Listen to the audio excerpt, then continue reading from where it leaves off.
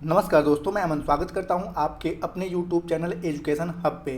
यह राज्य दर्शन की तीसरी क्लास है और आज की इस क्लास में हम देखेंगे पश्चिम बंगाल के बारे में। तो अगर अभी भी आपने चैनल को सब्सक्राइब नहीं किया है तो चैनल को सब्सक्राइब अवश्य कर दें तथा इस पीडीएफ को प्राप्त करने के लिए आप हमारे टेलीग्राम से जुड़ सकते हैं, जिसका लिंक वीडियो के डिस्क्रिप्शन में दिया हुआ है। तो चलिए शुरू करते हैं बिना किसी देरी के। तो जैसा कि मैं आपसे हमेशा से कहता हूं कि अगर किसी भी राज्य, देश या महाद्वीप को जानना होता है तो सबसे पहले उनकी बाहरी सीमाओं को देखते हैं कि वह किनसे लगे हुए हैं।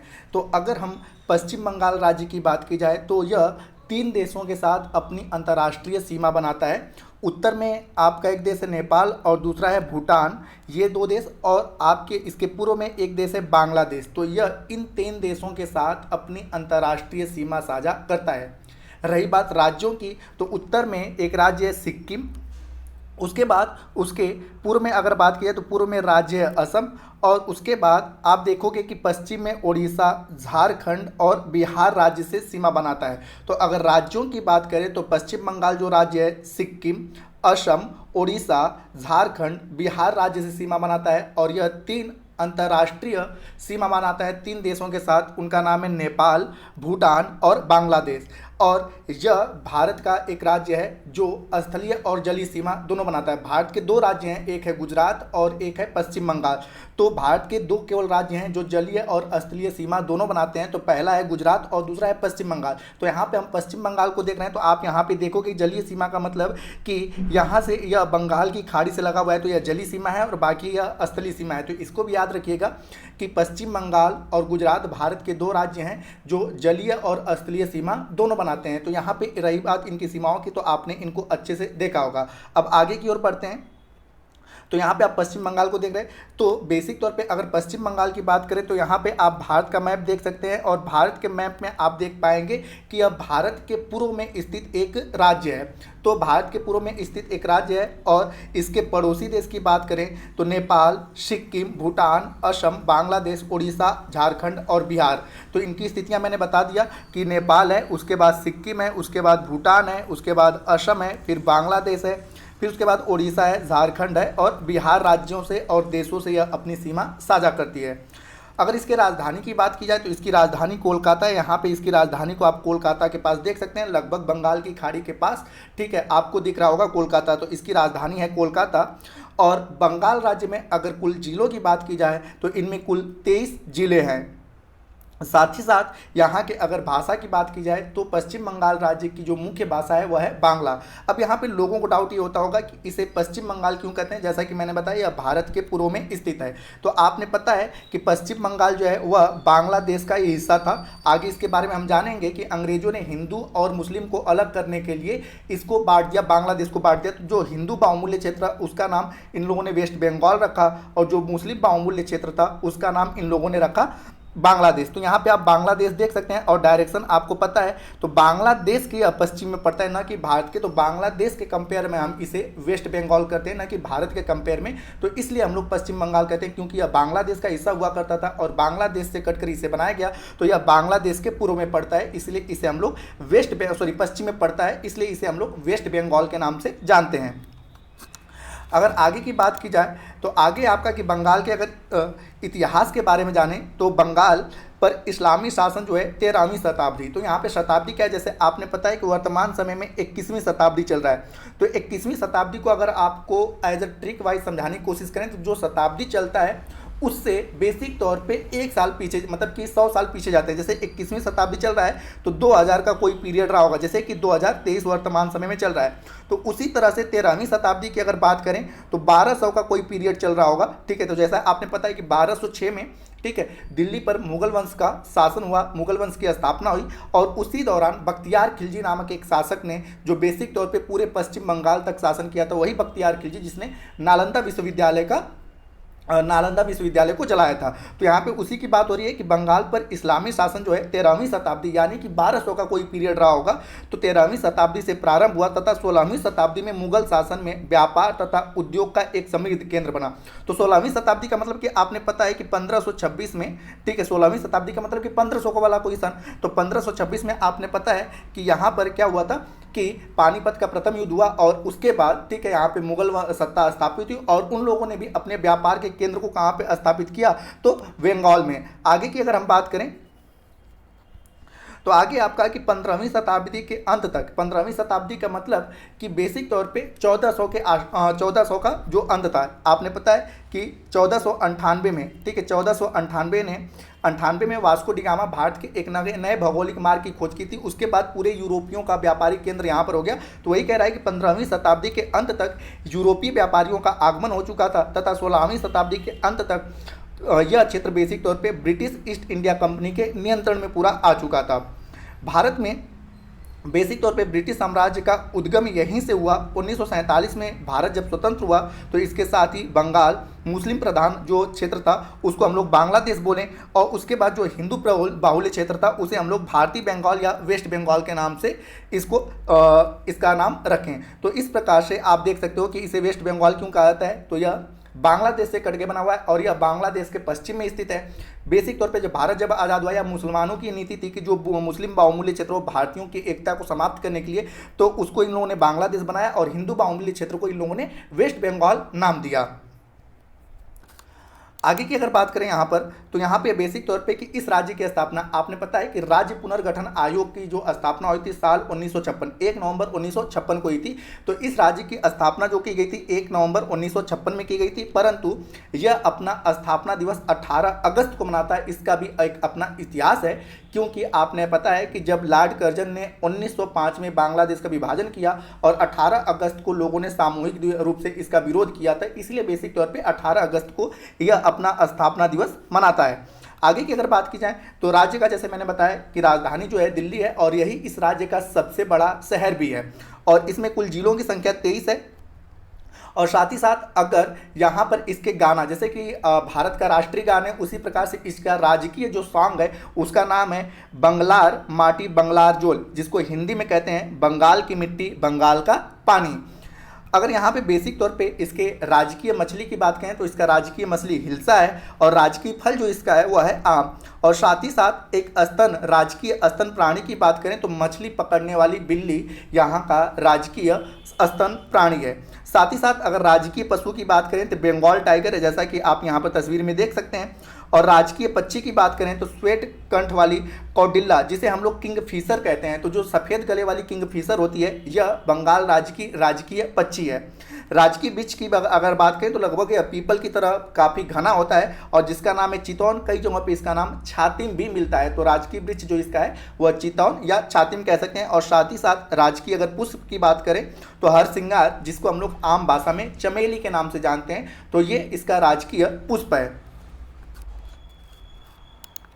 अगर आगे की बात की जाए यहाँ पे शासन प्रशासन व्यवस्था की, तो आपने पता है किसी राज्य का जो सबसे ऊपर सबसे बड़ा संवैधानिक पद होता है वो होता है राज्यपाल। तो वर्तमान समय में पश्चिम बंगाल के राज्यपाल जो हैं ला गणेशन है और वर्तमान समय में पश्चिम बंगाल की जो मुख्यमंत्री हैं वह है ममता बनर्जी। पश्चिम बंगाल का जो विधायिका है वह एक सदनी है, इसके पास केवल और केवल विधानसभा है, इसके पास विधान परिषद नहीं है, इसलिए यहाँ पर केवल हम विधानसभा की बात करेंगे। तो पश्चिम बंगाल में कुल विधानसभा की सीटों की संख्या है 294 और लोकसभा मतलब संसद में इसके दोनों मतलब संसद में राज्यसभा और लोकसभा दोनों को पश्चिम बंगाल प्रतिनिधित्व करता है। तो संसद में पश्चिम बंगाल से लोकसभा में कुल सीटें हैं 42 और राज्यसभा में पश्चिम बंगाल से संसद में कुल सीटें हैं 16। अगर इसके उच्चतम न्यायालय की बात की जाए तो मैंने बताया कि इसका उच्चतम न्यायालय कोलकाता है, आप यहाँ पे कोलकाता को देख सकते हैं। अगर इसके कुल क्षेत्रफल की बात की जाए तो इसका कुल क्षेत्रफल है 88,752 वर्ग किलोमीटर। अगर इसको हम मील में बात करें तो 34,267 वर्ग मील इसका क्षेत्रफल है और क्षेत्रफल की दृष्टि से यह भारत का 13वां सबसे बड़ा राज्य है। क्षेत्रफल की दृष्टि से यह भारत का 13वां सबसे बड़ा राज्य है। अगर वर्ष 2011 के जनगणना की अगर बात करें तो वर्ष 2011 के जनगणना के हिसाब से इसकी कुल जनसंख्या है 9,13,47,736। ठीक है, 9,13,47,736 2011 के जनगणना के अनुसार इसका यह जनसंख्या है और जनसंख्या की दृष्टि से यह भारत का चौथा सबसे बड़ा राज्य है। और घनत्व की अगर बात करें तो यहाँ पे एक वर्ग, घनत्व मतलब होता है एक वर्ग किलोमीटर में, तो यहाँ पर एक वर्ग किलोमीटर में कुल 1029 लोग निवास करते हैं। और वहीं अगर वर्ग मील की बात की जाए तो एक वर्ग मील में कुल 2670 लोग निवास करते हैं। साथ ही साथ अगर यहाँ पे साक्षरता दर की बात की जाए तो साक्षरता के हिसाब से 2017 में इसने अपने राज्य का साक्षरता दर की गणना करवाई थी पश्चिम बंगाल ने। तो 2017 के अनुसार यहाँ पर जो साक्षरता है वह है 80.5%, और इस प्रकार से साक्षरता के हिसाब से पश्चिम बंगाल का भारत में 19वां नंबर आता है। और साथ ही साथ अगर लिंगानुपात की बात की जाए तो लिंगानुपात जो है 1000 पुरुषों पर 950 महिलाएं हैं, और इस प्रकार से लिंगानुपात की दृष्टि से यह भारत का 8वां राज्य आता है। आगे की अगर हम बात करते हैं यहाँ पर, तो इसके संस्कृति की बात करें तो इसका सांस्कृतिक अपने आप में काफ़ी अनूठा है। यहाँ पर नृत्य, संगीत तथा चलचित्रों की काफ़ी लंबी सुव्यवस्थित परंपरा रही है। यहाँ पर जो सबसे लोकप्रिय त्यौहार है वह है दुर्गा पूजा। पूरे भारतवर्ष में यहाँ पे पूरे भारतवर्ष से लोग या विश्व से भी लोग आते हैं यहाँ के दुर्गा पूजा देखने के लिए। तो दुर्गा पूजा यहाँ अति उत्साह तथा व्यापक जन भागीदारी के साथ मनाया जाता है। यहाँ पे क्रिकेट तथा फुटबॉल यहाँ का बेसिक तौर पे लोकप्रिय खेल है। आपने भारतीय क्रिकेट टीम के कैप्टन जो सौरभ गांगुली हैं उनका यह होम राज्य रहा है, गृह स्टेट रहा है। साथ ही साथ यहाँ पे अगर खान पान की बात करें तो पूरे बंगाल में यहाँ पर मछली भात काफ़ी पसंद किया जाता है। और यहाँ पर यह प्रदेश मिठाइयों के लिए प्रसिद्ध है। आपने रसगुल्ले का नाम सुना होगा, तो रसगुल्ले का आविष्कार भी पश्चिम बंगाल में हुआ था, इसीलिए रसगुल्ले को जीआई टैग में भी शामिल किया गया है। अगर यहाँ के लोक नृत्यों की अगर बात की जाए तो ब्रिता नृत्य, छऊ नृत्य, गंभीरा नृत्य, टूसू नृत्य, संथाल नृत्य और लाठी नृत्य यहाँ पर काफ़ी प्रचलित है। तो यह बेसिक तौर पे पश्चिम बंगाल के लोक नृत्य आते हैं। आगे की अगर बात करें तो पश्चिम बंगाल, यहाँ पे आप देख सकते हैं यह पश्चिम बंगाल की जनजातियों का फिगर है। तो पश्चिम बंगाल में कुछ प्रमुख जनजातियाँ पाई जाती हैं, जैसा कि आप देख सकते हैं। तो यहाँ पे कुछ महत्वपूर्ण जनजातियाँ इनमें है, जैसे कि संथाल, सबसे अधिक मात्रा में पश्चिम बंगाल में संथाल जनजाति पाई जाती है। इसके अलावा भूटिया जनजाति, उसके बाद गारो जनजाति, लोहारा जनजाति, महली जनजाति, मुरु जनजाति, और तीसरा कि यहाँ की दूसरी जो सबसे बड़ी जनजाति है वह है मुंडा जनजाति।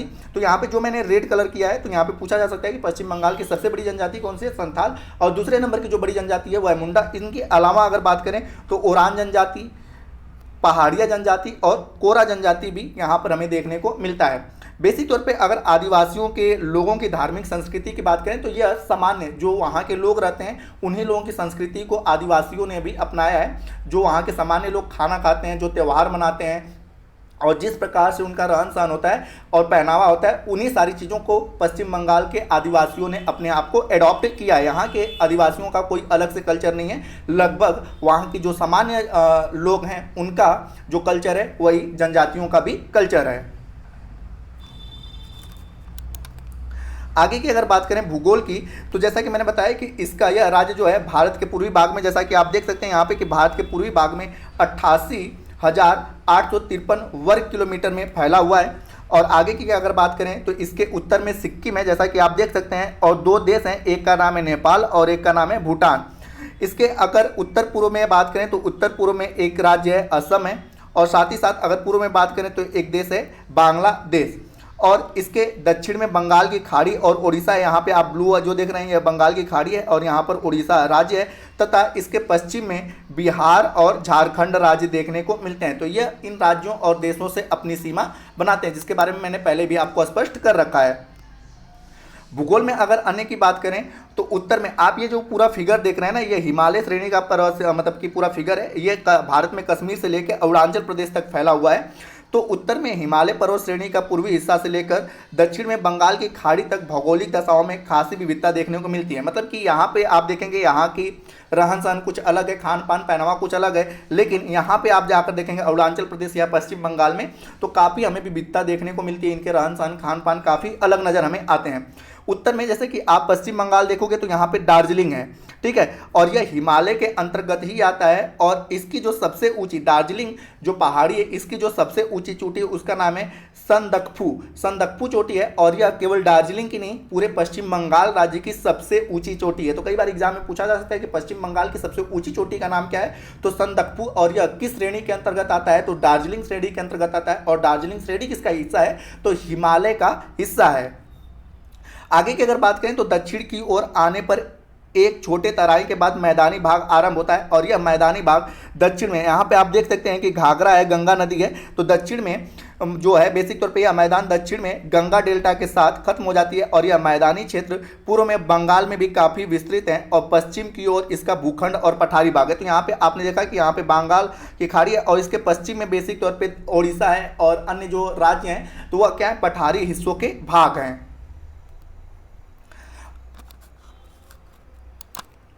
अगर भारत में भूगोल की बात किया जाए तो इसमें बेसिक तौर पे पश्चिम बंगाल के भूगोल की बात की जाए तो गंगा की धारा मुख्य रूप से यहाँ पे कई शाखाओं में बटी हुई है। आप देख सकते हैं, आपने पता है कि भारत में जो गंगा नदी है वह उत्तराखंड, उत्तर प्रदेश, बिहार, झारखंड और पश्चिम बंगाल कुल 5 राज्यों से होकर बहती है।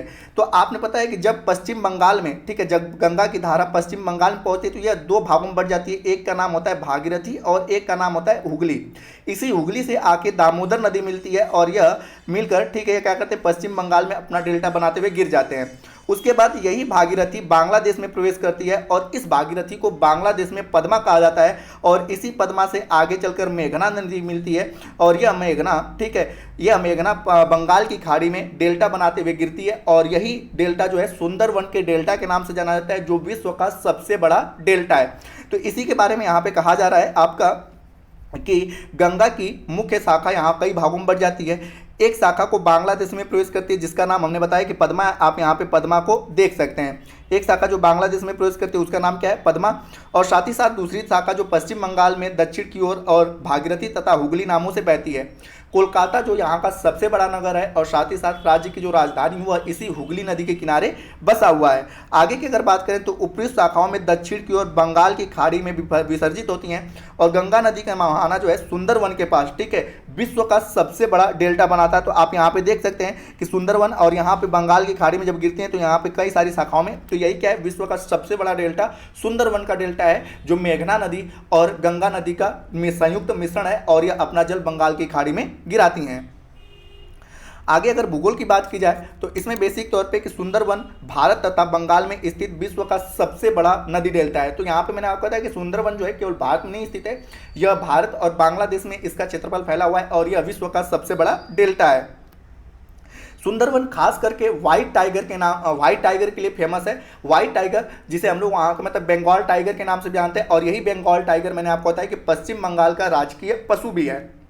तो सुंदरवन बेसिक तौर पे, ठीक है, व्हाइट टाइगर या बंगाल टाइगर के लिए जाना जाता है। यह एक नरभक्षी है, नरभक्षी प्राणी है और संपूर्ण अगर सुंदरवन की बात की जाए तो संपूर्ण सुंदरवन में कुल 102 द्वीप समूह आते हैं जिनमें से 48 द्वीपों पर मानव बस्तियां रहती हैं। उत्तरी पर्वतीय भाग में तीस्ता, महानंदा और तोरस नदियां बहती हैं। तो आप देख सकते हैं कि यह गंगा नदी है और यहाँ पे हर एक नदी को दिखा नहीं सकते, तो यहाँ पे आपको दिख सकता है कि यहाँ पे तीस्ता नदी है और ये भी आकर, ठीक है, बेसिक तौर पे आकर गंगा से मिलती है। और अगर पश्चिमी पठार की बात करें तो यहाँ पे जैसे मैंने बताया कि दामोदर नदी हुगली से आके हुगली से मिलती है। तो दामोदर, अजय, कांगसबाती आदि प्रमुख नदियाँ हैं जो यहाँ पर बंगाल की खाड़ी में गंगा से मिलकर अपना डेल्टा बनाती हैं। साथ ही साथ अगर पश्चिम बंगाल की बात करें तो यहाँ का जो मौसम है मूलतः उष्ण कटिबंधीय है।